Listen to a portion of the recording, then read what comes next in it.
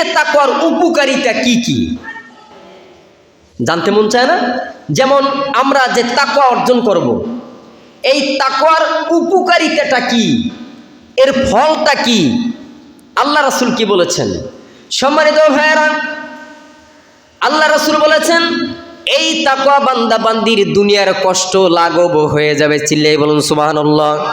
তাকওয়া বান্দা বান্দির যে কষ্ট, দুনিয়ার কষ্ট, ক্লেশ আল্লাহ রাব্বুল আলামিন দূর করে দিবেন। 2 নম্বরে আখিরাতে নিরাপত্তার সাথে সে জান্নাতে প্রবেশ করতে পারবে, নিরাপত্তার সাথে সে জান্নাতে প্রবেশ করবে। এবং 3 নম্বরে হলো দোয়া কবুল হবে। তাকওয়া নিয়ে যদি আপনি আল্লাহর কাছে দোয়া করেন, আল্লাহর কাছে প্রার্থনা করেন, আল্লাহ রাব্বুল আলামিন তার দোয়া কবুল করে নেবেন। চিল্লায়ে বলুন সুবহানাল্লাহ। শুধু তাই নয়, 4 নম্বর হয়েছে পাপ কাজ থেকে বান্দাকে হেফাজত করবেন এই তাকওয়া। এই তাকওয়ায় পাপের কাজের দিকে আপনাকে নিতে দিবে না, পাপ কাজ থেকে আপনাকে হেফাজত করবে এই তাকওয়া। আল্লাহ রাসূল আরো বলেছেন জীবনের বরকত ও প্রশান্তি আনবে, জীবনে বরকত দিবে, আপনার হায়াতের মাঝে বরকত দিবে এবং জীবনে আপনার প্রশান্তি লাভ করবেন, প্রশান্তি শান্তি পাবেন। যারা এই তাকওয়া নিয়ে চলাফেরা করবে তাদের উপকারিতা, তাকওয়া নিয়ে চললে পরে আল্লাহ পাক রব্বুল আলামিন এই সমস্ত কাজগুলি, এই সমস্ত নিয়ামতের অধিকারী আল্লাহ রব্বুল আলামিন করে দেবেন। চিল্লায়ে বলুন সুবহানাল্লাহ। শুধু তাই নয়, রিজিকে বরকত আসবে, আপনার হাই হুতাশ করার প্রয়োজন নেই, হাই হুতাশ করতে আর হবে না। যদি তাকওয়া থাকে রিজিক অল্প কামাইবেন, ইনকাম অল্প করবেন, সেটার মধ্যে আল্লাহ রাব্বুল আলামিন বরকত দান করবেন। চিল্লায়ে বলুন সুবহানাল্লাহ। 7 নম্বর হইল আল্লাহ পাকের সাহায্য অনবরত সে পেতেই থাকবে। চিল্লায়ে বলুন সুবহানাল্লাহ। আল্লাহ পাকের সাহায্য সে পেতেই থাকবে, সাহায্য থেকে সে মাহরুম হবে না। এই যে 7টা অপশন, এটা হচ্ছে তাকওয়া অর্জন যারা করেছে, তাকওয়াবান বান্দা বান্দির জন্য এই উপকারিতা। এই তাকওয়া অর্জনকারী বান্দা বান্দিরা এই 7টি অপশন তাদেরকে আল্লাহ রাব্বুল আলামিন দান করবেন। চিল্লায়ে বলুন সুবহানাল্লাহ। এখন তাকওয়া অর্জন করবেন কিভাবে, তাকওয়া অর্জন করার মাধ্যমগুলি কি কি, এগুলি আমাদের জানতে হবে, ঠিক কিনা? তাকওয়া অর্জন করা যায় কি কি দিয়া, এগুলি জানার দরকার আছে কিনা? যে আমরা জানলাম তাকওয়া বান্দা বান্দির জন্য এই সমস্ত নিয়ামত আল্লাহ তাআলা দান করবেন। 7টি নিয়ামতের কথা বলেছি, এই 7টি নিয়ামত আমাদের সকলকে দান করবেন যারা তাকওয়াবান, যারা আল্লাহকে ভয় করি, তাদেরকে এই 7টা নিয়ামত আল্লাহ তাআলা দান করবেন। এখন এই তাকওয়া আমরা কিভাবে অর্জন করব, হাসিল করব, এখানেও 7টি অপশন দিয়েছেন। নাম্বার 1 নম্বরে হইল 5 ওয়াক্ত নামাজ ঠিক মতো আদায় করতে হবে। তাকওয়া অর্জন করার মাধ্যমগুলি কি কি? 1 নম্বরে হইল 5 ওয়াক্ত নামাজ। 1 নম্বরে কি? 5 ওয়াক্ত নামাজ ঠিক মতো আদায় করতে হবে, নাম্বার 1। 2 নম্বরে হইল কোরআন পড়তে হবে, কোরআন পড়তে হবে এবং বুঝে পড়তে হবে, আমল করতে হবে, নাম্বার 2 গেল। নাম্বার 3 বলছেন হারাম ও সন্দেহ মাল থেকে দূরে থাকতে হবে। সন্দেহ যে আমি খাবারটা খেলাম, যেহেতু আমরা 5 ওয়াক্ত নামাজিওয়ালা, আমাদের অনেক হিসাব নিকাশ আছে কি নাই? আছে। কারণ পাইলেই খাবো এরকমের জন্য না হয়।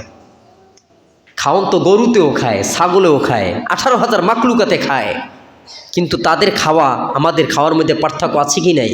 আছে। এখানে কি বললেন? হারাম ও সন্দেহ জিনিস থেকে ফিরে থাকতে হবে। সন্দেহ জিনিস, আপনি 1 গ্লাস দুধ পান করলেন, এই দুধ কে আনলো, কিভাবে আনলো? আপনি যদি সেই তাকওয়াবান হয়ে থাকেন, এটা আপনি জাস্টিফাই করবেন। এটা কি বলে তাকওয়া? দেখবেন অনেক পরহেজগার লোক আছে, যেমন তেমন বাড়িতে খানা খাবে না, তার একটা হিসাব নিকাশ আছে, আমি ইবাদত করি, আমার ইবাদত যেন হারামে পরিণত না হয়।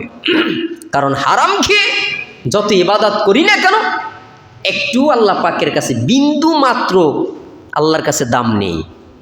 এই দেখেন, এই সারা পৃথিবী যদি আল্লাহর কাছে দাম থাকতো, একটা মাছির ডানা আছে না, মাছির ডানা পরিমাণও যদি আল্লাহর কাছে দাম থাকতো, তবে এই নাফরমানদেরকে আল্লাহ তাআলা না খাওয়াই মারতেন।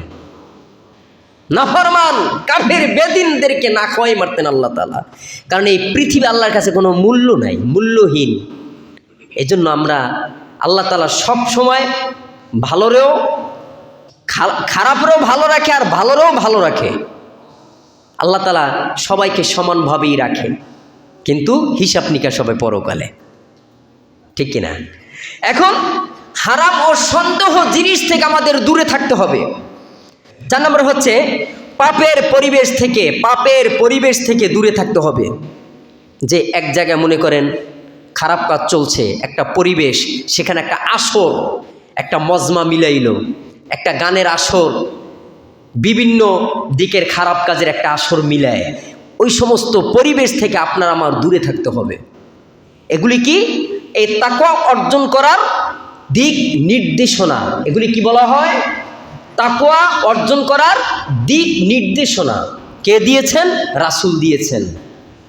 এখন হৃদয়ে আল্লাহর ভয় জাগ্রত করা, এই হৃদয়ে অন্তরে আল্লাহ পাকের ভয় জাগ্রত করতে হবে যে আমরা মুমিন, আমরা আল্লাহ পাকের বান্দা, নবীর উম্মত। আমাদের মধ্যে এই তাকওয়া আল্লাহ রাব্বুল আলামিন যেন মওজুদ করে দেন। চিল্লায়ে বলুন সুবহানাল্লাহ। 7 নম্বর হচ্ছে, 6 নম্বরে গোপনে আপনার ইবাদত বন্দিগি করা, সৎ কাজ করা। আপনি গোপনে এমন কাজ করেন, এই কাজগুলি যেন আল্লাহ পাকের কাছে পছন্দনীয় হয়। প্রকাশ্যেও করবেন, গোপনেও করবেন। প্রকাশ্যে করবেন কেন? যে দিনের রাস্তায় দান করার ক্ষেত্রে প্রকাশ্যও আছে, গোপনেও আছে। যেখানে 6 নম্বরে বলেছেন যে গোপনে সৎ কাজ করা। আপনি এমনও কাজ করেছেন যে কাজ করার পরে সমাজবাসী খুশি, যে কাজটা কে করলো, সমাজবাসী খুশি, আল্লাহ পাকও খুশি, আপনি একটা সদগায়ে জারিয়া কাজ করলেন। এরকমের কিছু কাজ আছে আপনি গোপনে করবেন, আবার ওপেনেও করবেন। মানুষকে দেখাবেন যে কোনো এমনও মানুষ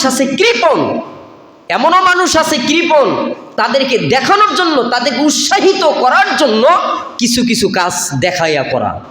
আবার আপনি এমনও কিছু কাজ করবেন আড়ালে, গোপনে করবেন, একান্ত আল্লাহকে রাজি খুশি করার জন্য। একটা করলেন মানুষকে উৎসাহিত করার জন্য, আরেকটি কি? আল্লাহকে রাজি খুশি করার জন্য। উভয়টাই আছে। 7 নম্বরে বলেছেন ভালো পরিবেশ এবং ভালো বন্ধু নির্ণয় করা। চোর, বাটপার, বদমাইশ, এগুলির সাথে আমরা সম্পর্ক স্থাপন করি।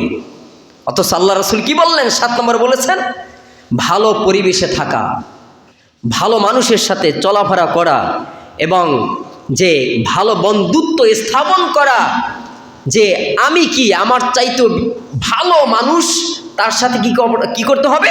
সম্পর্ক স্থাপন করতে হবে। এই তাকওয়া ছাড়া ঈমান পরিপূর্ণ হয় না। তাকওয়া ছাড়া কি হয় না? ঈমান পরিপূর্ণ হয় না, এবং আমলও কবুল হয় না, এবং আখিরাতের সফলতাও অর্জন করা যায় না। এখন আজকের মূল বিষয়টা কি বলেন তো? তাকওয়া। এই যে এত কথা বললাম, একটি বিষয়, ছোট একটি কথা, তাকওয়ার গুরুত্ব কোরআন ও হাদিসে কি বললেন, এই কথাগুলি আপনাদের কাছে পেশ করলাম, শোনাইলাম। আল্লাহ তাআলা যেন সকলকে আমল করার মতো যেন তৌফিক দান করেন। চিল্লায়ে বলুন আমিন।